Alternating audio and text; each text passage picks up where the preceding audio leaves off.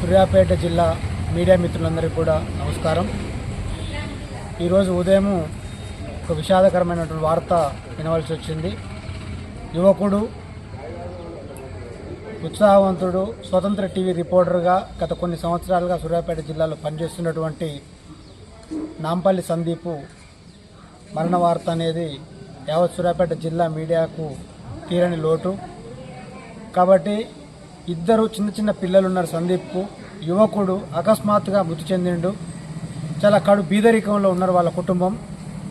కాబట్టి మనం యావత్ సూర్యాపేట జిల్లా మీడియా మొత్తం కూడా స్పందించి మీడియా ప్రతినిధులు అందరూ కూడా మన వంతుగా ఎంత వీలైతే అంత సాయం చేసి వాళ్ళ కుటుంబానికి, కుటుంబ సభ్యులకు ఆదుకోవాల్సిందిగా నేను యావత్ సూర్యాపేట జిల్లా అన్ని యూనియన్లకు, అందరు మీడియా ప్రతినిధులకు అందరికీ కూడా విజ్ఞప్తి చేస్తున్నా.